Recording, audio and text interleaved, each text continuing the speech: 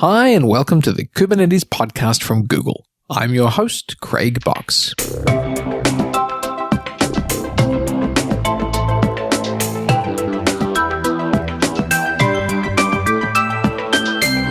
I've been on the road again. This week, I find myself in sunny Silicon Valley, checking in with the Google team. And you know what? It's been weird. Not the people, of course. They're lovely. I had a great chat with Brian Grant. Caught up with Clayton Coleman and Dawn Chen at random while queuing for lunch. But weird as in, this was only the second time I'd spent a day in an office since 2019. My manager works in Australia. The first day I spent in an office since 2019 was in London earlier this year to see him in person. Why did we have to be halfway around the world to meet each other? Synchronicity. It just happened that way. It used to happen a lot in developer relations, actually. Anyway, he and I had a meeting this week, with us both in Google meeting rooms. Me in California, him in Brazil. That was strange too. For a moment it was like the old days. Not too much of a moment, as everyone here has moved to a new building, which wasn't even open last time I was here. It's all hot desking now. People are only in the office a couple of days a week anyway. Makes it sound exotic, but boy do you spend a lot of time commuting. I don't miss any of that. It is nice to meet people you've only ever seen on video conference. That way you can figure out how tall they are. New week, New Zealand. Until then, let's get to the news. The Istio project has introduced Ambient Mesh, a new data plane mode for running service mesh without sidecars. Ambient splits the mesh into two layers, with zero trust security implemented by an agent that runs on each node, and layer 7 functionality implemented by an Envoy proxy per service account, which runs in the Kubernetes cluster. You will no longer need to run a sidecar with your apps, which means a raft of benefits in terms of operations, not to mention a much reduced cost. The work is available in an experimental repository, and the authors, from Google and Solo.io, are now encouraging the community to get involved and to give feedback. Istio also recently released version 1.15, with added support for ARM64. Linkerd 2.12 was also recently released, with route-based policies as the headline feature, and the Gateway API as the headline method of implementation. Linkerd sponsor Buoyant has spelled out their support for the Gateway API, and their plan for building features using a local fork. Users will then do a search and replace migration to the final upstream API version when it is ready. If you are looking at the simple and cheap end of the hosting spectrum, please welcome Symbiosis to the Kubernetes Club, a provider offering a free control plane and nodes from as little as $6 per month. Terraform support and an SDK written in Go are available, and your tiny bill also includes free support and root cause analysis. Please try not to break anything too complicated, as the service is currently run by Steven and Buster. They are currently operating out of Falkenstein in Germany, with a US region next on the roadmap. If you've gone off Go and longed for the convention over configuration days, please meet Kuber, a new automation tool that can build and deploy your apps on Kubernetes. Kuber, with a C, is written in Ruby and promises a Heroku-like experience where you'll never see any YAML. It was built to automate and scale the Pushpad notification service and was created in Italy by Marco Colli. VMware's annual conference, previously VMworld and now VMware Explore, concluded last week. There were a raft of Tanzu announcements, including that Tanzu Application Platform will now be available on top of Red Hat OpenShift. New versions of Tanzu Kubernetes Grid and Tanzu Mission Control retain their names, while VMware ARIA Operations for Applications is what used to be called Tanzu Observability, and may have been called Wavefront before that. I appreciate I am not the target market, but I would like to extend a sincere invitation to the Tanzu team to come on the show and explain the family tree to me. There must be something to this service mesh thing, as Isovalent, founders of Cilium and claimers of the throne of maintaining eBPF, have announced a $40 million Series B finance round. They will use the money to grow their team and deepen their partnerships with vendors who use Cilium as their network layer. Following up from the recent release of Kubernetes 1.25, and as promised in our interview with CC Huang, deep dive posts have been published on the graduation of pod security emission and the deprecation of pod security policy, as well as CSI inline volumes and cgroups v2. All can be found on the Kubernetes blog. Blog post/rant of the week award goes to Kurt Schelftout, who makes the case that Kubernetes' bias towards services makes it harder than it should be to use it for batch jobs. He would like to see the platform state that it's not for batch jobs, so something else could take over the mantle.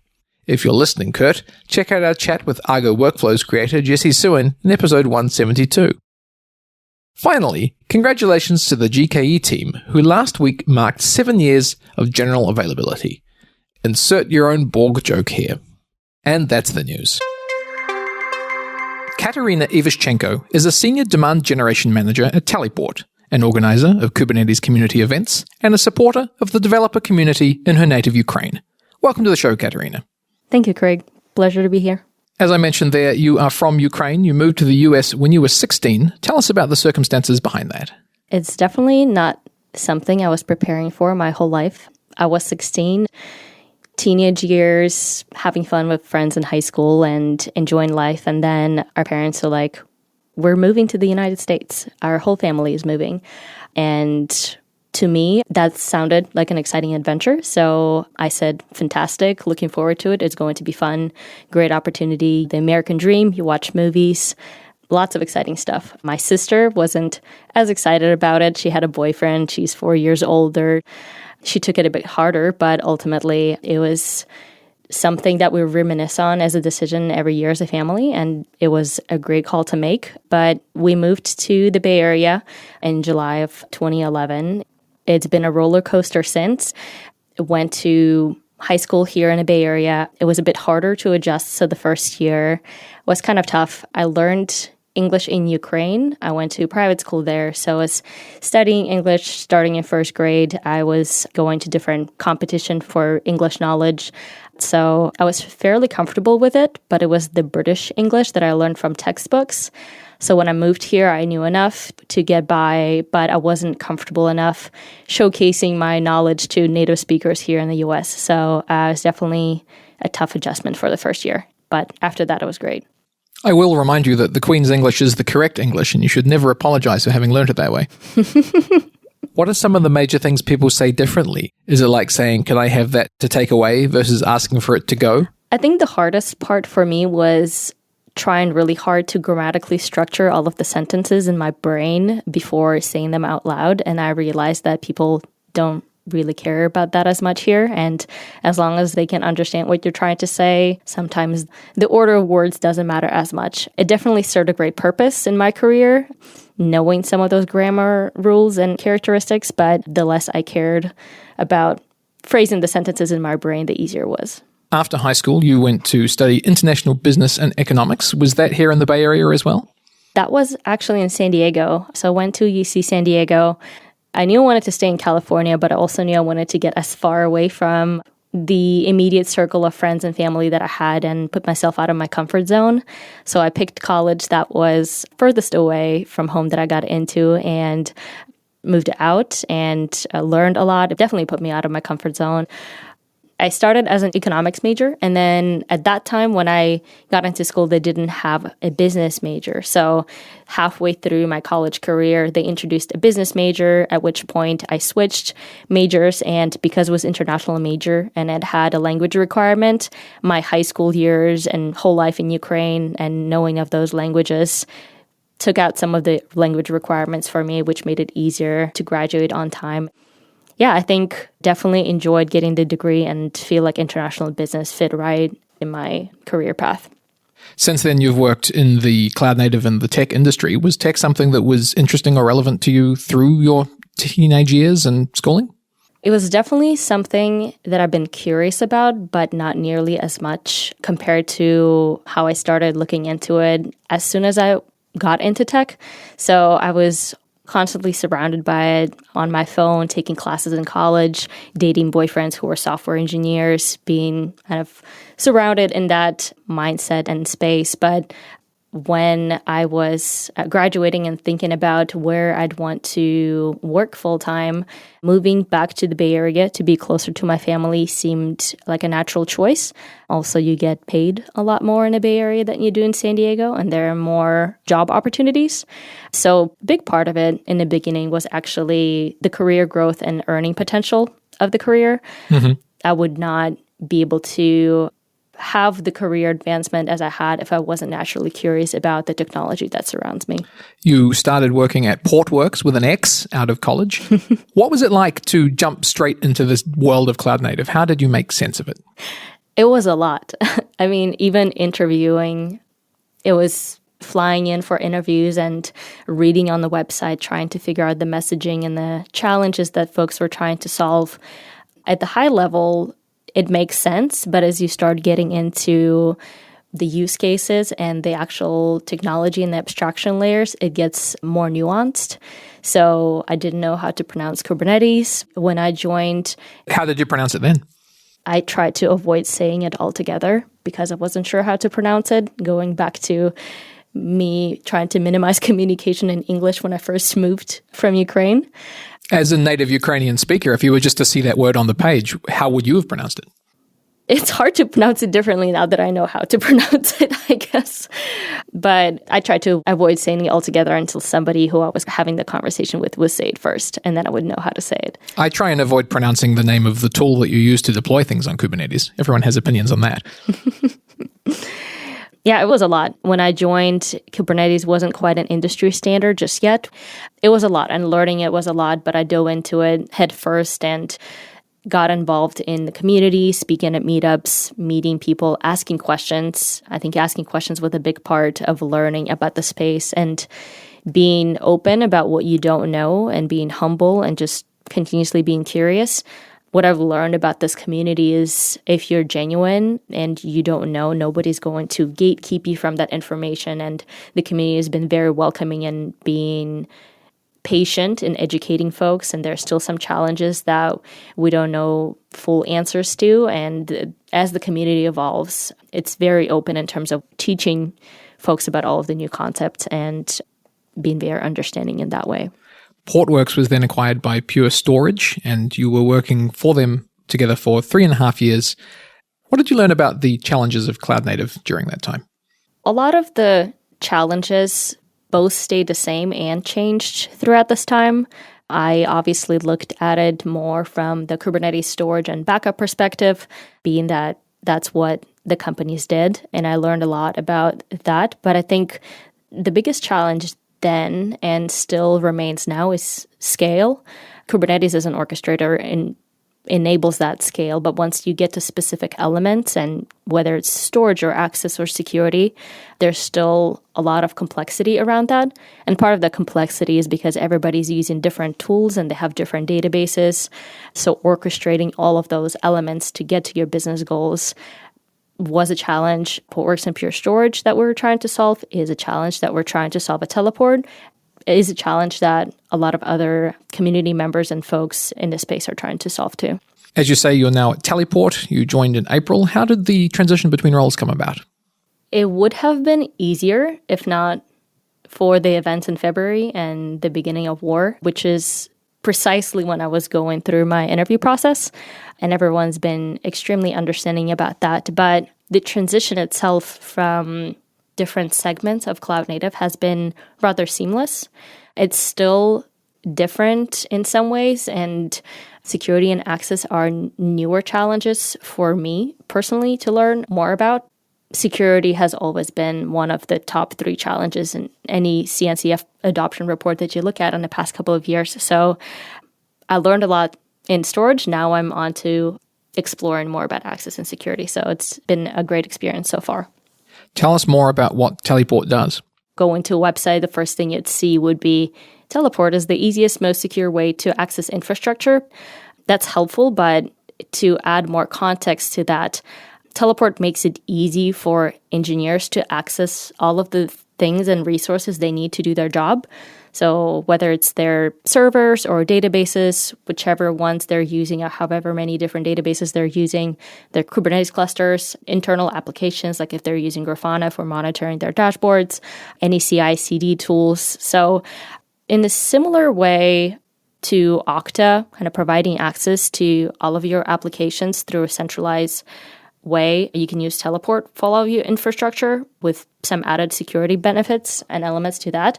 Currently, how you access your infrastructure is usually using some sort of combination of SSH keys. You may be using some admin credentials, VPN, certificates, passwords, and that's not always the easiest and most secure way. It can sometimes be clunky if you're using spreadsheets or Google Sheets to manage your passwords, if you're trying to access different AWS availability zones, if you're, for example, in customer support team and you need to troubleshoot for a customer.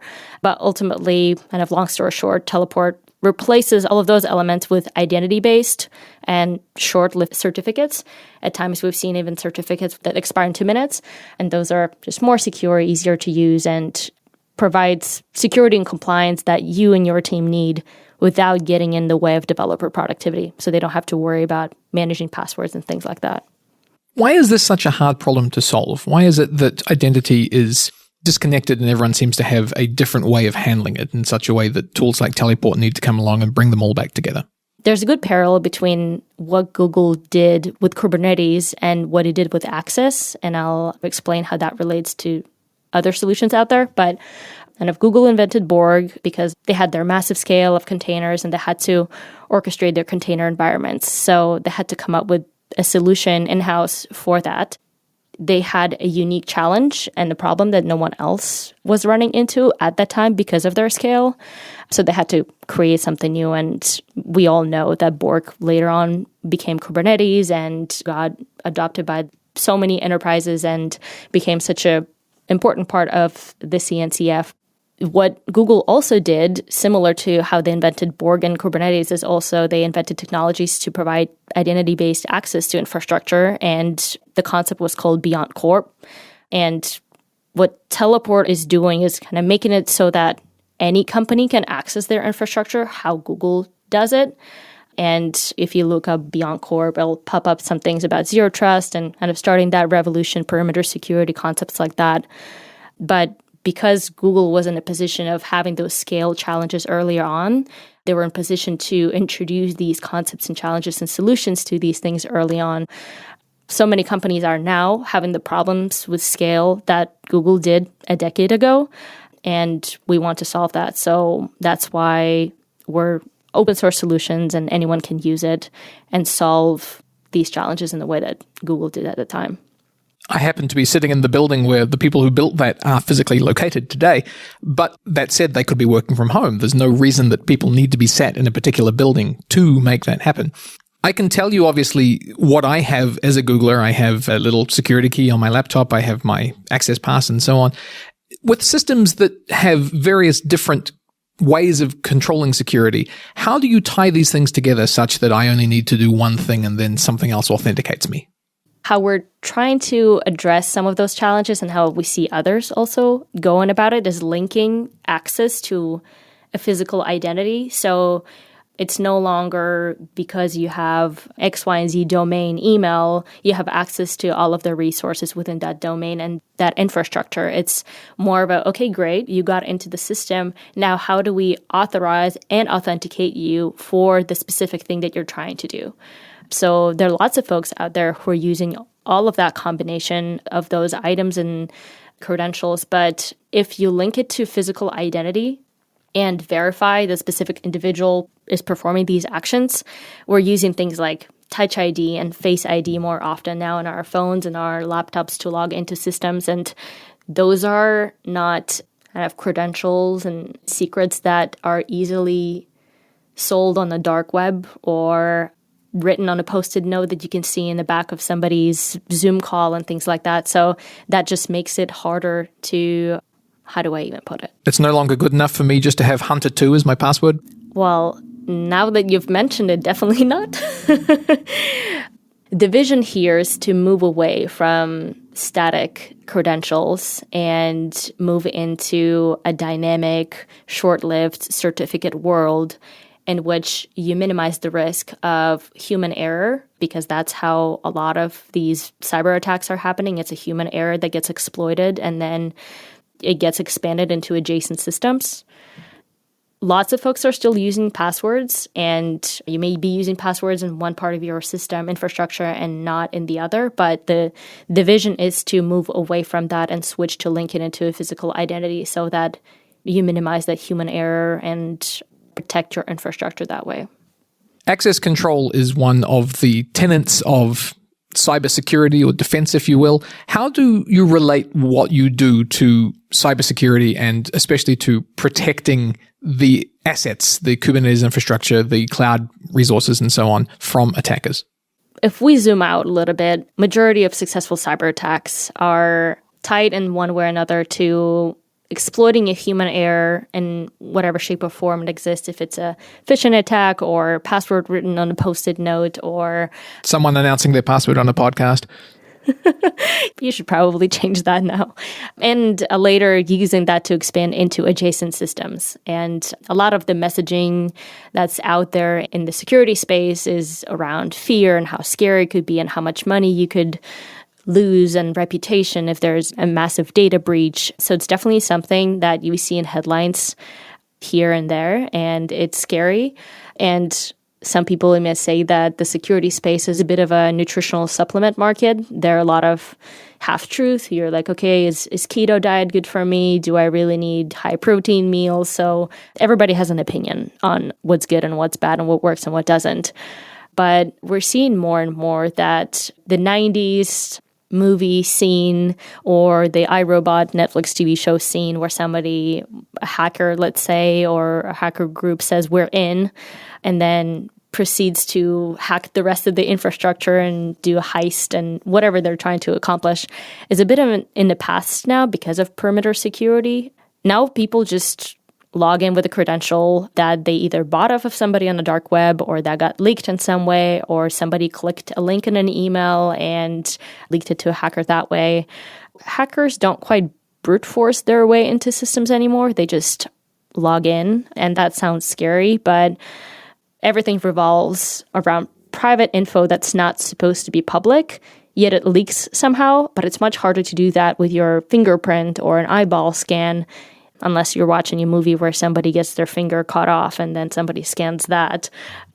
That's why switching to physical identity and identity transfer concepts aims to address some of those challenges with cybersecurity and how we've been conditioned in some way by pop culture to think about it.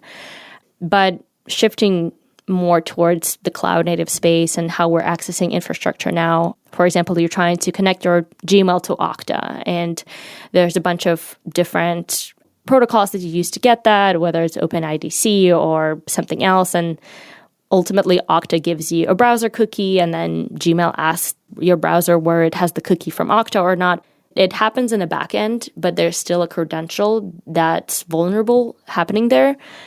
And it's great from a usability perspective. It saves a lot of time. But if you lose your laptop or you sell your cookie or your employer system is exposed, you're becoming vulnerable then too. And what we're seeing is just a lot more headlines about cyber attacks, and not to get scary and all, but that just goes to show that that's something that we should keep looking into and advancing our solutions, especially as we scale and trying to protect our data. There's the data in my email and my laptop, and then at the extreme end of the scale, there is what we hear about in the context of war, which is nation states and cyber attacks and so on. How do some of these concepts relate to the real world situation today? Cyber warfare, I'd say, is becoming definitely more of a future way of, you hear information war and cyber warfare, and there are quite a few instances in the concept of what's happening in the world right now. And there's a lot happening in the world right now, so we're only going to talk about a small subset of it. But there are attacks on the web servers trying to sabotage nationwide fundraising efforts or valuable information spreading that can be tracked. There are collectives like Anonymous that are breaking into the websites, leaking a lot of private information into these public databases or the dark web so it's accessible, but everybody else. There are even websites right now where you can randomly send a text to a phone number that was leaked in a way of data breach like that. There was a Okta breach not too long ago too, and some folks were affected. And it's just cyber espionage and exposing vulnerabilities and hacktivist groups.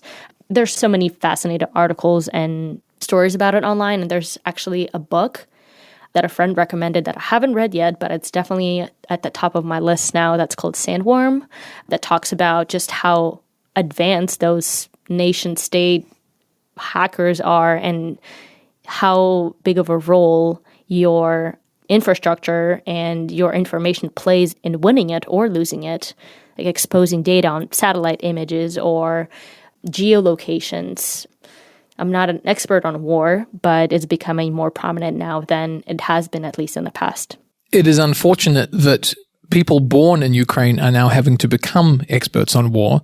You are not in the country, but I'm sure you have many family and friends who are. We're 6 months in now. How are you?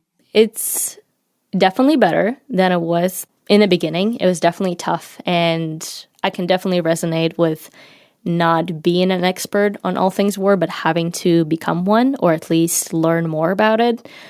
The way that affected me is I've had to become expert of sorts on tactical medicine and learning what's a cat tourniquet and what's a chest seal, how do you use those things, which drones are weapon grade and can be easily transported across the border and which are not, and different scopes and rifle mounts and what type of layers of clothing you would need in hot weather or cold weather. There's so much information out there that you don't really learn in school, and some of it I can ask my dad. He has military background, and I've been fortunate enough to have a lot of friends who are Marine Corps veterans that I've been getting advice from and asking them questions, because most of the time I have no clue what I'm doing, and Googling doesn't always do the trick. And that actually applies also to lots of community members. And everyone's been super helpful and going out of their way to offer that. There are lots of veterans in the cloud native community who've been reaching out nonstop since February, always asking, is there anything I can do to help? Please let me know. Folks have been buying t-shirts that my sister designed, and they've been fundraising. And to answer the question of how I am better, but it's still tough. And it makes it tougher that people don't talk about it as much, even though I'm still surprised that it's still a prominent part of the news cycle and Twitter feeds and all of that. You have family still in Ukraine? Are they okay? I do have family. I have 3 male cousins who weren't able to leave the country. Not that I think that they would, but because of martial law, they wouldn't be able to personally take out their families across the border. Mm-hmm. So I have 3 male cousins. One of them is in the military, and 2 of them are kind of running their businesses and supporting the economy and helping run the logistics. Their wives and children. And then I have my grandma and aunt who are also still in Ukraine and can't necessarily move or travel far because of age and health conditions. So it's definitely always in the back of our mind. We check in with them regularly. Part of our family, we've been able to get here to the Bay Area to stay with us. My dad personally flew to Poland to pick up my grandma and fly back with my other aunt and one of my cousin's wife and baby. So we've been able to sort out logistics of crossing borders in the middle of the night and time differences. So they are, I wouldn't say okay. They're okay-ish. What everybody wants to probably hear is everybody's safe and doing well. But the truth of it is that they're not, because there's still active air raid alerts across the entire territory of the country. So you never know what's going to happen, but everybody's definitely trying to be hopeful and support each other. So we're doing the best we can. Tell me about the cloud native community in Ukraine before the war. There's certainly a lot of individual developers who live in Ukraine and work remotely and contribute from there. I've been fortunate enough to work with quite a few companies who either had offices in Lviv or Kyiv, had their teams, whether it's a design team or customer support team, who were all located there. Certainly before war, a lot of them were actively involved and contributing to their company's goals, and chances are they still are, if not more actively doing so, but from different countries to which they've been able, hopefully, to relocate to. It definitely limits the ability to do some open source code contributions because of time commitments. I have quite a few friends who live in Ukraine and they haven't been able to come to KubeCon in Valencia because of the martial law. So it definitely makes it harder for folks to be seen and to contribute on the same level and get that visibility. luckily, with the support of the rest of the international community, they're still, I hope, feel supported. Again, I'd love to get their opinion on it too and start having those conversations as well. But ultimately, it's just important to acknowledge that their world has been turned upside down. And I don't even know how to approach answering this. It's a tricky topic because it's important to acknowledge that everything has changed for them, but not in the way that they're not members of the community anymore. Mm-hmm. So it's just that fine line that I'm trying to thread here in the answer. For example, if we take Ihor, the CNCF developer advocate, and he's been involved in the community for the longest time, he is now deployed. So clearly his ability to contribute or be as involved or organize meetups has been limited significantly, but he's protecting his country and his family. So it changed the value that we put on different parts of our life, I'd say. But again, I'm seeing this as somebody who lives in the United States and just has family and friends there. What do you think that your family in Ukraine would like our audience to know or to do?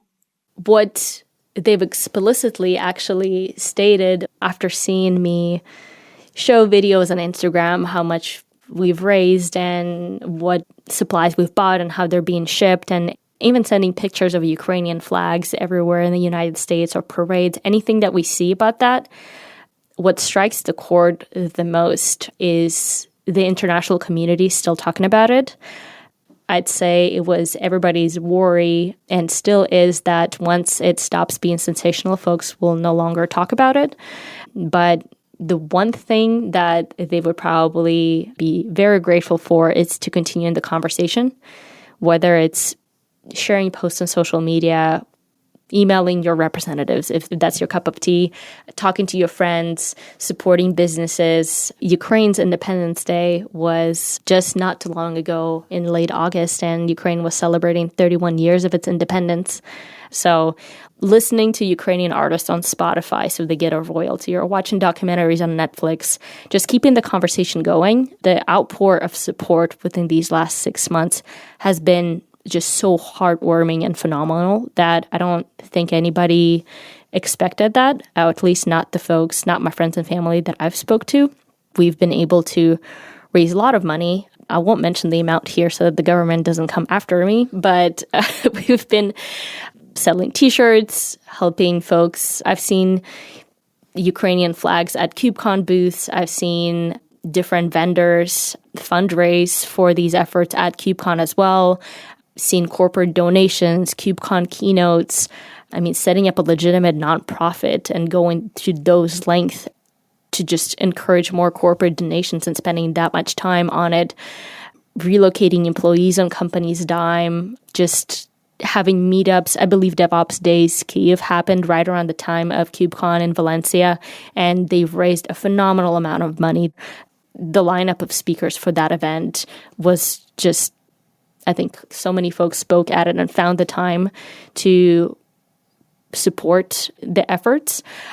And I think it's just seeing so much community support has been phenomenal. And the only kind of worry is that it stops. So I would encourage folks to continue the conversation in whatever shape or form it is, small or big.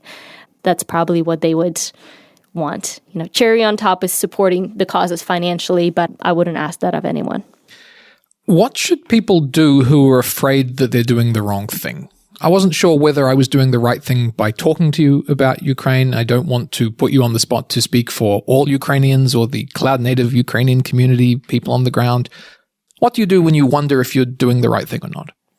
I'll definitely say that half of the time I have no idea what I'm doing. In my opinion, it's better to do something than do nothing. But definitely on this podcast as an individual, I'm not representing all of people of Ukraine and all of the cloud native community or my company. But if you're not sure if you're doing a right or wrong thing, you can always ask. And I'm more than happy to serve as liaison, or my DMs are open on Twitter if you're ever wondering, or reaching out to anybody in the community, Ukrainian or not, to get their opinion.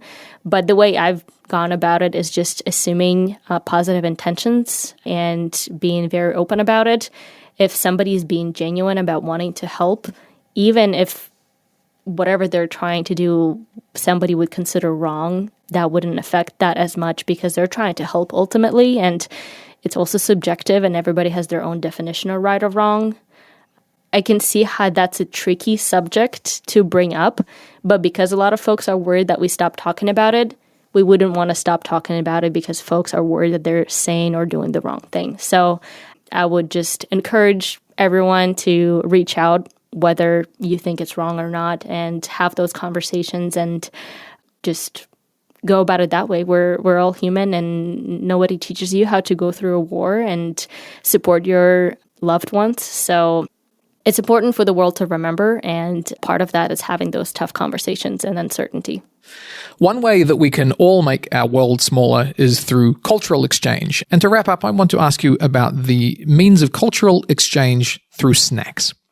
I definitely think that snacks are more approachable and, in fact, delicious way to exchange cultures and just get immersed into the cloud native community or any community in general. And that's how the International Snack Exchange came about.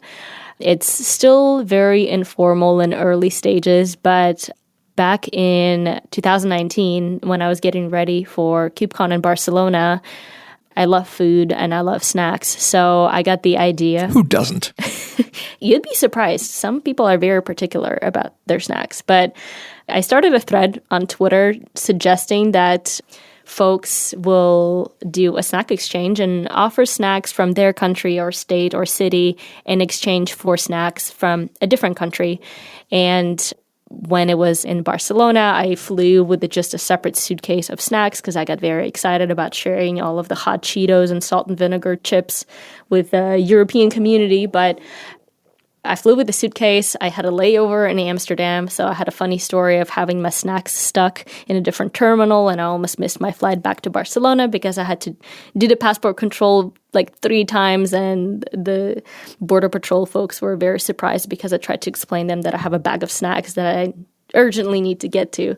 But it got to a bigger scale in Valencia. So we got a lot of folks together and we got snacks exchange from Brazil and Austria and Poland and Ukraine and so many other countries. And I think the positive feedback around that, and part of why I love this community so much, is because you may be intimidated by all of this technology and all of these sandbox projects and vendors who are having booths and all of these talks. And it's a lot of information to take in, especially if it's your first KubeCon. So knowing a familiar face that you spoke to on Twitter that brought you a snack from across the world and meeting with them in person and just having that exchange just makes it so much more approachable. And it was a lot of fun to do, and I would expect to keep doing this every KubeCon from now on. So if you see anything about international snacks on Twitter, please participate. Thank you very much for joining us today, Kateryna. Thank you for having me, Craig. This was a lot of fun. You can find Kateryna and the upcoming snack exchanges on Twitter at @Ivash. And that brings us to the end of another episode. As always, if you've enjoyed the show, please help us spread the word and tell a friend. Tell a second friend if you have one available. If you have any feedback for us, you can find us on Twitter at kubernetespodcast or reach us by email at kubernetespodcast@google.com. You can also check out the website at kubernetespodcast.com, where you will find transcripts and show notes, links to subscribe, and a plea to consider rating us in your podcast player so we can help more people find and enjoy the show. Thanks for listening, and we'll see you next week.